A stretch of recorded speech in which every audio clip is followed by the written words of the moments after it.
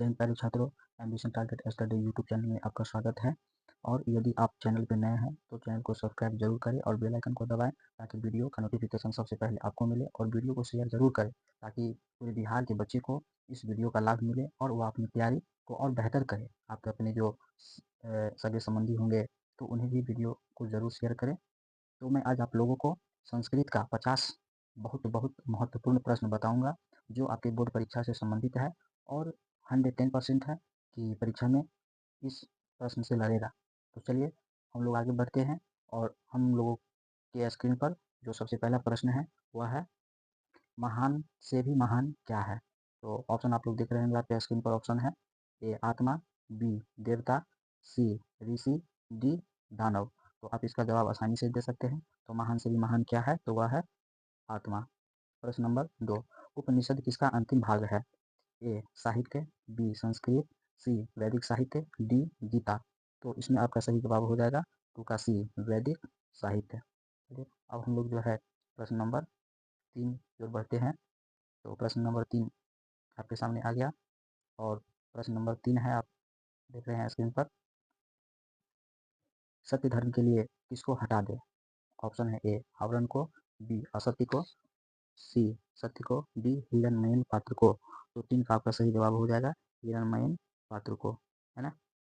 सत्य धर्म के लिए आपको इसे जो है हटा दे। चलिए प्रश्न नंबर 4, किसकी जय होती है। ऑप्शन ए क्रोध, बी मोह, सी असत्य, डी सत्य। तो 4 का आपका सही जवाब हो जाएगा सत्य। प्रश्न नंबर 5, पटना किस नदी के किनारे अवस्थित है। Option A Yamuna, B Son, C Ganga, D Falgu. तो आप इसका जवाब आसानी से दे सकते हैं। आप लोग जानते भी होंगे कि पटना गंगा नदी के किनारे बसा है। प्रश्न नंबर 6, पटना में कौमुदी महोत्सव कब मनाया जाता है।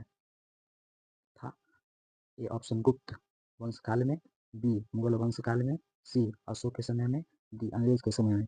6 का आपका सही जवाब हो जाएगा ए गुप्त काल, गुप्त वंश काल में। चलिए अब हम लोग जो है प्रश्न नंबर 7 की ओर बढ़ते हैं।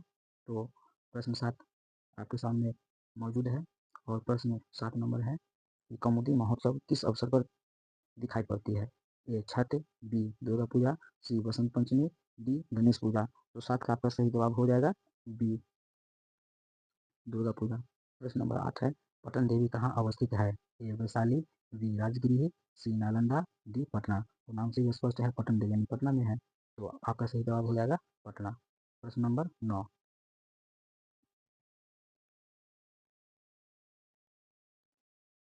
प्रश्न नंबर 9, किसके समय में पाटलिपुत्र अधिक समृद्ध था। तो option A Chandragupta, B Ashoka, C Budh, D Megasthenes. तो 9 का आपका सही जवाब हो जाएगा ए, 9 का ए, मतलब चंद्रगुप्त के समय जो है पाटलिपुत्र अधिक समृद्ध और जो है शक्तिशाली था। प्रश्न नंबर 10, गौतम बुद्ध के समय पटना का क्या नाम था। ए पाटलिपुत्र, बी पटना, सी पाटलीग्राम, डी पुष्पपुर। तो इसमें आपका 10 का सही जवाब हो जाएगा सी पाटलीग्राम। बुद्ध के समय क्या नाम था, पाटलीग्राम, और अभी जिसे हम पटना के नाम से जानते हैं। प्रश्न नंबर 11, प्रश्न नंबर 11 है आपके सामने, चारों आलसियों का क्या पकड़कर बाहर निकाल दिया गया है। तो ऑप्शन है ए हाथ, बी पैर, सी केस, डी कान। तो क्या पकड़कर बाहर निकाल दिया, आप लोगों को मालूम भी होगा, केस पकड़ करके है ना उसे बाहर निकाल दिया। प्रश्न नंबर 12, प्रश्न नंबर 12, लगता है इस घर में आग लग गई, किस पुरुष ने कहा। ऑप्शन ए प्रथम, बी तृतीय, सी द्वितीय, डी विश्वर। तो किसने कहा लगता है इस घर में आग लग गई। तो 12 का आपका सही जवाब हो जाएगा सी, दूसरे ने कहा। पहले ने कहा कि कैसा शोरगुल हो रहा है और दूसरे ने कहा लगता है इस घर में आग लग गई। प्रश्न नंबर 13, लोकप्रिय मैथिली कवि कौन थे। ए प्रेमचंद, बी दिनकर, सी मैथिली शरण गुप्त, डी विद्यापति। तो इसमें आपका सही जवाब हो जाएगा डी विद्यापति। प्रश्न नंबर 14, वीरेश्वर अनाथों को क्या देता था, है ना, वीरेश्वर जो थे वह अनाथों को क्या देता था। ए भोजन, बी विद्या, सी पैसा, डी कलम। तो वीरेश्वर अनाथों को क्या देता था। ए भोजन, बी विद्या, सी पैसा, डी कलम। तो 14 का आपका सही जवाब हो जाएगा ए, है ना, भोजन देता था ना। तो और आलसी सब भूख पकड़ के जो चला गया तो उसमें आग लगाया गया आलसशाला में। प्रश्न नंबर 15, प्रश्न नंबर 15 आपके सामने, महाभारत में किस लेखिका का उल्लेख मिलता है? ए गार्गी का, बी मैत्रेयी का, सी सुलभा का, डी यमी का। तो 15 का आपका सही जवाब हो जाएगा बी। 15 का बी मैत्रेयी का। प्रश्न नंबर 16, मैत्रेयी किनकी पत्नी थी? शंकराचार्य, बी याज्ञवल्क्य, सी दुर्वासा, डी परशुराम। 16 का आपका सही जवाब हो जाएगा बी याज्ञवल्क्य। प्रश्न नंबर 17, दंडी ने सर्व शुक्ला किसे कहा? विजयांका, गंगा देवी, सी विजय भट्टारिका, डी शीला। 17 का आपका सही जवाब हो जाएगा ए। 17 का ए विजयांका। प्रश्न नंबर 18, गार्गी किनके सभा में विदुषी थी? ए चंद्रगुप्त, बी अशोक, सी जनक, डी दशरथ। 18 का आपका सही जवाब हो जाएगा सी। 18 का सी जनक। प्रश्न नंबर 19, भारत के उत्तर में कौन प्रहरी की तरह विराजमान है? ए गंगा, बी हिमालय, सी सागर, डी मंत्री। तो भारत के उत्तर में प्रहरी की तरह कौन है? तो आप लोग को भी पता भी होगा कि कौन है, तो वह है हिमालय। ऑप्शन नंबर बी सही होगा, है ना। यह एक प्रकार से समझिए यह भारत देश के लिए सुरक्षा का काम करता है ना, हिमालय पर्वत। चलिए प्रश्न नंबर 20, हम लोगों के लिए सदा कौन पूजनीय है? क्षेत्र, बी भारत, सी छात्र, डी युद्ध। 20 का आपका सही जवाब हो जाएगा बी भारत, है ना। चलिए प्रश्न नंबर हम लोग 21 की तरफ बढ़ते हैं। तो प्रश्न नंबर 21 में है आपका, बहुत अच्छा प्रश्न है और आप लोग इस प्रश्न सबको अच्छे से तैयारी कर ले और आपके एग्जाम में जरूर यह सब प्रश्न जो है टकराएगा और लड़ेगा। प्रश्न नंबर 21, मंडप का निर्माण किस संस्कार में होता है? ए विवाह, बी छात्रकाल, सी जन्म से पूर्व, डी जन्म के बाद। तो इसमें आपका सही जवाब हो जाएगा 21 का ए। 21 का ए। प्रश्न नंबर 22, लग रहा है बहुत पतला है ये, तो इसको हम मोटा कर लेते हैं ताकि और अच्छे से आप लोगों को जो है दिखाई दे। अब ठीक है, चलिए अब ठीक है। गर्भधारण किस संस्कार में होते हैं? ठीक है, तो ऑप्शन है आप लोगों के सामने, ए जन्म से पूर्व, बी जन्म के बाद, सी गृहस्थ, डी विवाह। तो गर्भधारण जो होते हैं वह जन्म से पूर्व वाले संस्कार में होते हैं। ऑप्शन नंबर ए सही होगा। प्रश्न नंबर 23, प्राचीन काल में शिष्य तो क्या कहते थे? ए अंतेवासी, बी ब्रह्मचारी, सी छात्र, डी इनमें से कोई नहीं। तो इसमें आपका सही जवाब हो जाएगा 23 का बी। क्या कहा जाता था उस समय?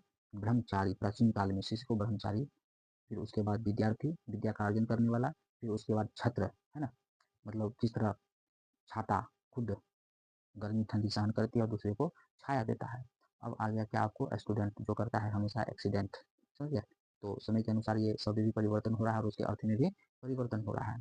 तो प्रश्न अब हम लोग देख रहे हैं 24, नीति श्लोका पाठ के रचनाकार कौन है? ए अर्जुन, बी भीष्म, सी विदुर, डी कर्ण। तो 24 का आपका सही जवाब हो जाएगा सी। 24 का सी विदुर। चलिए प्रश्न नंबर ए प्रश्न नंबर 25, सॉरी क्षमा कीजिएगा, प्रश्न नंबर 25, विदुर किसके प्रश्नों का उत्तर देता है? ए दुर्योधन, बी भीष्म, सी कृष्ण, डी धृतराष्ट्र। तो 25 का आपका सही जवाब हो जाएगा डी। 25 का डी धृतराष्ट्र के प्रश्नों का जो है जवाब देता है। चलिए 25 तक हम लोग प्रश्न देख लिए हैं और 25 और प्रश्न अभी बचा हुआ है। इस 25 प्रश्न को भी हम लोग जो है अच्छी तरह जो है पढ़ेंगे और इसका जो है जवाब देंगे। और वीडियो आप लोगों को कैसा लग रहा है कमेंट कर ज़रूर बताएं, ताकि आप लोगों का सहयोग और कमेंट जो करेंगे उससे हमें एक नई ऊर्जा मिलेगी और मैं आप लोगों के लिए और अच्छे अच्छे कंटेंट लाता रहूँगा। चलिए हम लोग आगे बढ़ते हैं। कमेंट कर आप लोग ज़रूर बताएं कि वीडियो आप लोगों को कैसा लग रहा है। प्रश्न है, विदुर नीति के रचनाकार कौन है? ठीक, option A Chanakya, B Manu, C Valmiki, D Vidur.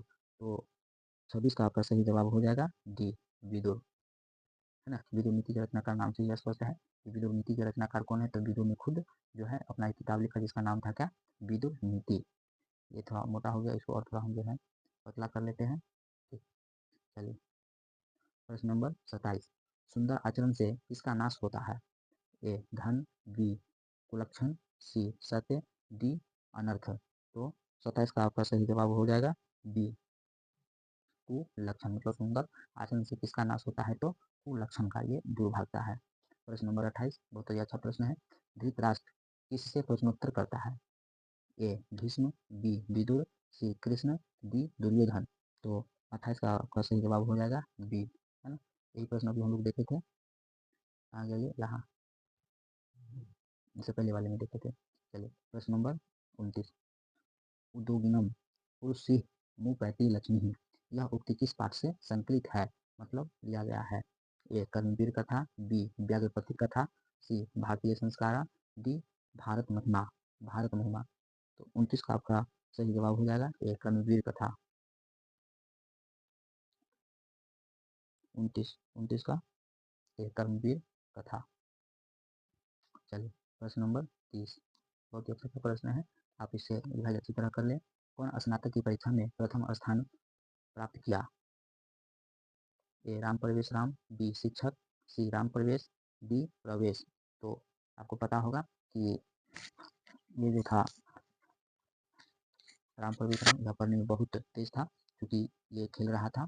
तो एक शिक्षक ने देखा कि ये बहुत तेजस्वी विद्यार्थी है, तो इसको अपने विद्यालय में ले गए पढ़ाएं, और यह जो है बराबर प्रथम स्थान। चलिए प्रश्न नंबर 31, दयानंद किस शताब्दी में जन्म लिए थे। ए 17वीं शताब्दी, बी 19वीं शताब्दी, सी 18वीं शताब्दी, डी 20वीं शताब्दी। तो 31 का आपका सही जवाब हो जाएगा बी, 31 का बी, 19वीं शताब्दी में जन्म लिए। उसके बाद है प्रश्न नंबर 32, रात्रि जागरण को छोड़कर मूल शंकर कहाँ गया। ए वन, बी घर, सी विद्यालय, डी कार्यालय। तो 32 का आपका सही जवाब हो जाएगा बी, 32 का बी। प्रश्न नंबर डी 33, क्षमा कीजिएगा, प्रश्न नंबर 33, किसकी स्थापना 1875 ईस्वी में हुआ। ब्रह्म समाज, आर्य समाज, मंदिर, ग्राम। तो 33 का आपका सही जवाब हो जाएगा बी, 33 का बी, आर्य समाज का कब स्थापना हुआ 1875 में। चलिए प्रश्न नंबर 34, बहुत ही अच्छा प्रश्न सब है, और आप इसे अच्छी तरह जो है रिवाइज कर ले। चलिए प्रश्न नंबर 34, कौन प्रसाद को खा रहा था। कौन प्रसाद को खा रहा था। ए चूहा, बी बाघ, सी बैल, डी बकरा, है ना। तो गणेश जी के पास, गणेश जी का सवारी क्या होता है, चूहा। जवाब आप लोगों को मिल गया होगा चूहा, ठीक है। चलिए अगला प्रश्न है 35, किस छंद में मंदाकिनी वर्णम पाठ है। अलंकार, बी अनुप्रास, सी अनुष्टुप, डी छंद। तो 35 का आपका सही जवाब हो जाएगा सी अनुष्टुप। प्रश्न नंबर 36, जटा और मृग चर्म कौन धारण किए हुए हैं। ए मुनि, बी छात्र, सी कालिदास, डी शिक्षक। तो जटा और मृग चर्म कौन धारण किए हुए हैं। तो 36 का आपका सही जवाब हो जाएगा ए, 36 का ए मुनि मतलब ऋषि। चलिए प्रश्न नंबर 37, दोनों भुजाओं को ऊपर कर कौन उपासना करते हैं। देवता, मुनि लोग, सी सैनिक, डी सीता। तो 37 का आपका सही जवाब हो जाएगा बी, 37 का बी, मुनि लोग ही उपासना करते हैं ना, सैनिक लोग काहे उपासना करेगा, ये लोग तो, और इन लोगों को चाहिए प्रोटीन ताकि देश की रक्षा को मजबूती दे। प्रश्न नंबर 38, जल के बीच में कौन तैर रहा है। ए मुनि, बी फूल, सी पत्ता, डी सारस या फूल। तो 38 का आपका सही जवाब हो जाएगा डी। चलिए प्रश्न नंबर 39, पथिक किसके द्वारा पकड़ा गया और खाया गया। ए बाघ, बी सिंह, सी मीन, डी सर्प। तो आप लोगों को भी पता होगा कि पथिक को किसने पकड़ा और खा गया, तो वह कौन था, बाघ। वह कौन था, बाघ। तो 39 का ये ऑप्शन सही हुआ, है ना। उसने कहा कि ये सोने का कंगन ले लो, मैं बहुत बूढ़ा हो चुका हूँ, हाँ इसको लो, आ गया, क्योंकि इसने सोचा कि यहाँ लो है तो लाभ भी है, हाँ खतरा है तो लाभ भी है, ऐसा मौका बार बार नहीं मिलेगा, इसी चक्कर में बेचारा गया लाने और जीवन से हाथ धो लिया। तो आप लोग इससे बच के रहना। 40, प्रश्न नंबर 40, विष के संपर्क से अमृत किसका कारण बन जाता है। ए दोष, बी गुण, सी जीवन, डी मृत्यु। तो 40 का आपका सही जवाब हो जाएगा डी, 40 का डी। चलिए प्रश्न नंबर, हम लोग आगे को बढ़ते हैं, प्रश्न नंबर 41 से। प्रश्न नंबर 41 है, कर्णभाग नामक नाटक के रचनाकार कौन है। ए कालिदास, बी चाणक्य, सी वाल्मीकि, डी भास। तो 41 का आपका सही जवाब हो जाएगा डी, 41 का डी भास। सॉरी, ऐसे ही। चलिए प्रश्न नंबर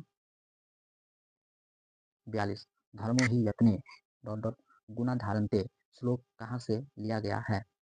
तो ऑप्शन है आपके सामने, ए भारत महिमा, बी कर्ण से दानवीरता, सी मंगलम से, डी आलस कथा से। तो 42 का आपका सही जवाब हो जाएगा बी, 42 का बी, कर्ण से दानवीरता से यह श्लोक लिया गया है। चलिए प्रश्न नंबर 43, देवता और असुरों द्वारा क्या भेदने योग्य नहीं है? देवता और असुरों द्वारा क्या भेदने योग्य नहीं है? ए शिक्षा, बी आग, सी शरीर, डी कवच।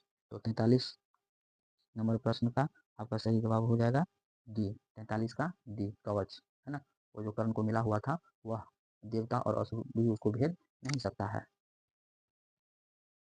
प्रश्न नंबर 44, किसका धन सांप के जीव के समान चंचल होता है? मंत्री, राजा, सी कर्ण, डी देवता। तो 44 का आपका सही जवाब हो जाएगा बी, 44 का बी। प्रश्न नंबर 45, एक देश दूसरे देश को क्या देखकर जलता है? अपकर्ष, उत्कर्ष, सी आकर्ष, डी पराकर्ष। तो 45 का आपका सही जवाब हो जाएगा बी, 45 का बी उत्कर्ष, है ना। उन्नति को देख करके जलता है हमेशा एक दूसरा देश, जैसे भारत तरक्की कर रहा है तो पाकिस्तान जलता है। चलिए प्रश्न नंबर 46, हम सबों को किसका त्याग करना चाहिए? परमार्थ, बी निस्वार्थ, सी विवाद, डी स्वार्थ। तो 46 का आपका सही जवाब हो जाएगा, 46 नंबर प्रश्न का सही जवाब हो जाएगा डी स्वार्थ, है ना। चलिए प्रश्न नंबर 47 पे बस आप हम लोग लगभग जो है लक्ष्य दिए हैं अपने 50 प्रश्नों को खत्म करने में। तो प्रश्न नंबर 47 थोड़ा देखने में परेशानी है, तो आप लोग हम बोल रहे हैं, आप लोग ध्यान से इसे जो है सुनेंगे। देखिए प्रश्न नंबर जो है 47 है, इस शास्त्र किसको कर्तव्य और अकर्तव्य का बोध कराता है? ए मानव, बी दानव, सी देवता, डी मूर्ख। प्रश्न है 47 नंबर, इस शास्त्र किसको कर्तव्य और अकर्तव्य का बोध कराता है? ए मानव, बी दानव, सी देवता, डी मूर्ख। तो प्रश्न नंबर 47 का आपका सही जवाब हो जाएगा ए मानव को। किसको? मानव को, है ना। इसे ही कोई भी शास्त्र है तो उसमें मानव ही कर्तव्य और अकर्तव्य का जो है बात कहा गया है। चलिए प्रश्न नंबर 48, प्रश्न नंबर 48 है, मीमांसा दर्शन के प्रवर्तक कौन है? तो ये ऑप्शन है आपके सामने, कपिल, बी पराशर, सी गौतम, डी जैमिनी। तो 48 का आपका सही जवाब हो जाएगा डी जैमिनी, ठीक है। चलिए प्रश्न नंबर 49 हम लोग देखते हैं, महर्षि यास्क द्वारा रचित ग्रंथ का नाम क्या है? तो ऑप्शन है आपके सामने, निरुक्तम, बी शुल्बसूत्र, डी न्याय दर्शन, सी न्याय दर्शन, डी चरक संहिता। तो 49 का आपका सही जवाब हो जाएगा। क्या देखने में परेशानी हो रही है तो आप लोग हमारी बातों को ध्यान से सुनेंगे। 49 का आपका ये ऑप्शन सही होगा, ये ऑप्शन आपका लिखा हुआ है 49 का निरुक्तम, निरुक्तम, ठीक है। चलिए अंत भला तो सब भला, सभी लोग एक बार कमेंट, प्रश्न को ऑप्शन बोलने से पहले कमेंट करेंगे कि इसका कौन सा ऑप्शन जो है सही होगा। प्रश्न है, कल्प किस प्रकार का ग्रंथ है? तो इसका ऑप्शन ए कर्मकांड, बी पुराण, सी वेद, डी कथा। तो 50 का आपका सही जवाब हो जाएगा ये कर्मकांड। चलिए तो 50 महत्वपूर्ण प्रश्न मैं आप लोगों को बता दिया, और आप इसे अच्छी तरह वीडियो को देख करके तैयारी कर लें। और यदि आप लोग चैनल पे नए हैं तो चैनल को सब्सक्राइब करें और बेल आइकन को दबा दें, ताकि आपको वीडियो का नोटिफिकेशन सबसे पहले मिले। और वीडियो को शेयर जरूर करें ताकि इसका लाभ सभी को मिले। आपके जो अपने रिलेशन में होंगे, मामा के लड़का, मामी के लड़का, फूआ, मौसी, मौसा, है ना, तो जो भी होंगे पढ़ रहे होंगे तो उनको वीडियो जरूर शेयर कर दें ताकि उनको भी इसका लाभ मिल जाए, है ना। तो मिलते हैं हम लोग नेक्स्ट वीडियो में, तब तक के लिए जय हिंद, जय बिहार, जय बिहार के छात्रों।